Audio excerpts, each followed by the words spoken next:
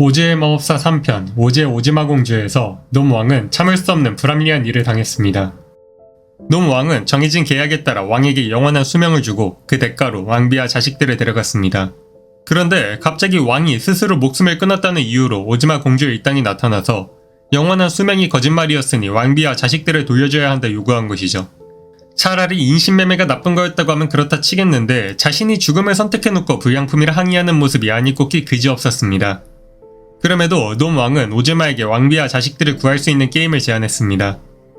오즈마는 게임에 응했지만 아무래도 놈 왕이 제안한 게임인 만큼 놈 왕이 조금 더 유리하긴 했고, 그렇게 오즈마가 패배의 위기에 놓였지만 도르시의 친구인 남탁 빌리나가 컨닝을 하면서 결국 놈 왕은 게임에서 패배하고 말았죠.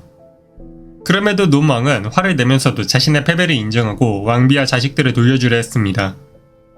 하지만 빌리나의 컨닝으로도 오즈마가 양철나무꾼 찾기를 실패하자 오즈마는 그냥 죽기 싫으면 양철나무꾼을 내놓으라며 놈 왕을 협박하기 시작했습니다. 놈 왕은 그제서야 폭발해 오즈마와 싸움을 걸었지만 불행히도 놈 종족은 달걀에 약하다는 치명적인 약점이 있었고, 허수아비가 놈 왕의 눈에 빌리나의 달걀을 던져버리면서 싸움은 놈 왕의 패배로 끝났습니다. 놈 왕은 자신의 마법 허리띠까지 빼앗긴 채 목숨만 구해달라고 빌어야 했죠. 여기서 더 빡치는 건 문제의 양철나무꾼은 그냥 왕자 한 놈의 주머니에 있었다는 거고요. 결국 거래 한번 잘못했다가 마법의 허리띠도 빼앗기고 인생에 다시 없을 굴욕까지 겪은 놈 왕은 당연히 오즈마 오즈 왕국에 깊은 원한을 품고 복수를 준비하게 되었습니다. 하지만 놈들은 마법에 약하다는 단점이 있었고 그나마 오즈마에 저항할 수 있을 마법 허리띠조차 빼앗긴 지금은 도저히 오즈 왕국을 제압하는 것이 불가능했습니다. 놈 왕은 죽음의 사막을 건너 오즈 왕국을 침공하기 위한 땅굴을 파기 시작했고, 구프 장군으로 하여금 오즈마를 상대할 만한 강력한 국가들과 손을 잡아오도록 지시했습니다. 한편 도르신의 집은 곤란한 일을 겪고 있었습니다. 헬리나 M은 그리 부유한 농장주가 아니었고 때문에 가끔씩 가뭄이 들기라도 하면 상당한 적자를 감수하는 게 일상이었죠.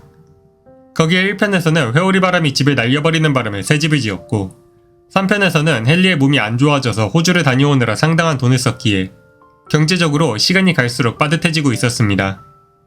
결국 은행빚을 갚지 못하고 캔자스의 농장을 팔아야만 하는 상황에 처했죠. 헨리는 도르시가 어린 나이에 다른 집에 한여로 들어가야 할 것이며 자신들은 늙고 병들어서 그나마도 할 수 없으니 살아남을 걱정을 해야겠다고 푸념했습니다. 하지만 도르시는 이 모든 문제를 해결할 방법이 있었습니다. 사악한 놈 왕에게 마법의 허리띠를 빼앗은 뒤로 오즈마는 매주 토요일마다 도르시의 상태를 살피고 도르시가 원하면 그녀를 오즈나라로 소환하기로 약속되어 있었습니다. 사실 오즈마는 그냥 도르시가 오즈나라에서 함께 살기를 원했지만 도르시는 헨리와 M을 두고 그냥 떠날 수 없어 거절하고 있었죠. 그런데 지금은 헨리나 M이나 여기서 살 수 없게 된 것 같으니 그냥 이렇게 된 거 다 함께 오즈나라로 넘어가 살아버리면 어떨까 싶었습니다.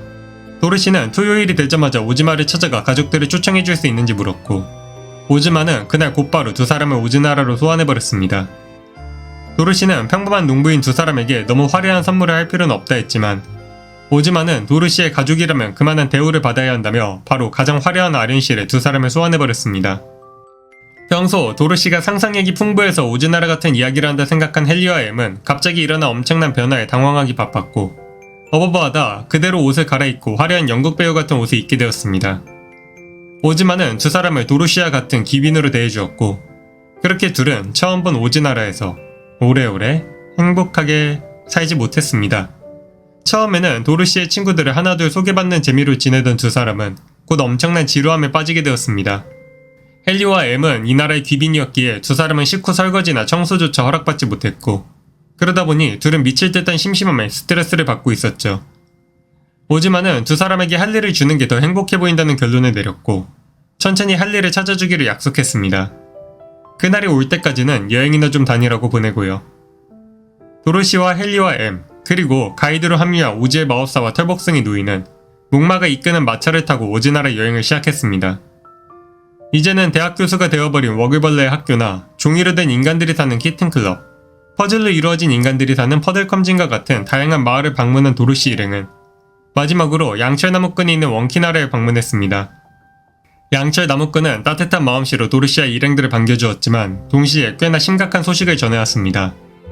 양철나무꾼은 오즈마의 부름을 받고 에메랄드시로 갈 준비를 하고 있었습니다. 오즈마는 마법의 허리띠의 힘으로 도르시아 가족들을 오즈나라에 보내고 허리띠를 얻었던 그날을 회상하던 중 문득 놈왕이 뭘 하고 있나 궁금해져 마법의 거울로 그의 행적을 엿보았습니다. 놈왕은 에메랄드 시의 위로 바로 통과되는 거대한 땅굴을 거의 완성한 상황이었고 구프 장군은 세계를 돌아다니며 적절한 동료를 모집했습니다. 강인하고 호기심이 많지만 작은 머리와 지능을 가지고 있어 종이로 머리를 가리는 삶을 사는 휭지 종족은 놈왕이 마법의 허리띠를 되찾는다면 크고 멋진 머리를 달아주기로 했고 몸 전체가 뼈와 가죽, 근육으로만 이루어져 있어 맨손으로 코끼리도 던질 수 있는 글로우 레이워그들은 오즈 사람들 2만 명을 노예로 주는 조건으로 합류했습니다. 마지막으로 찾아간 판파즘은 압도적인 힘과 마법을 가지고 있어 휭지나 글로우 레이워그는 물론 놈왕의 마술 허리띠 따위도 전혀 필요하지 않았습니다. 하지만 구프는 오즈나라의 이들은 죄 없는 행복한 시민들이며 그런 이들을 망가뜨리는 쾌감을 제공하는 것을 조건으로 협조를 얻어냈습니다.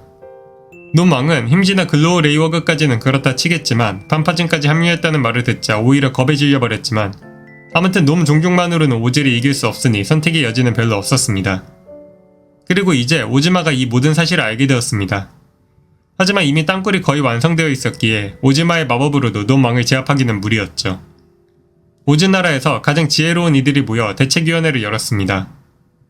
회의가 지속되는 동안에도 놈 연합군의 에메랄드 C로 가까워지고 있었고 곧 도시 근처에 금지된 셈에 놈들의 군대가 나타날 예정이었습니다.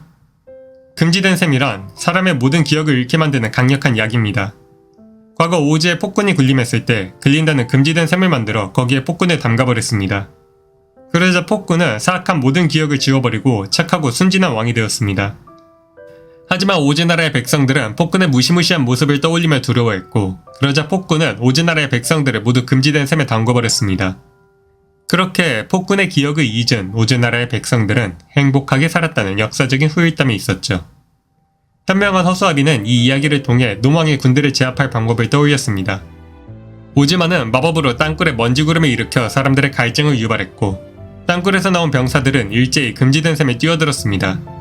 그리고 모두 기억을 잃고 아기처럼 순수하게 돌아가 버렸죠. 그 뒤에는 그냥 오즈마의 마법으로 전부 원래 살던 곳으로 돌려보내면 그만이었습니다.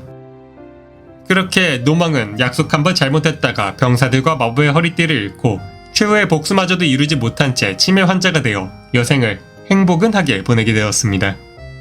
하지만 틱톡은 언젠가 오즈나라에 다른 적이 쳐들어올 것을 두려워했습니다.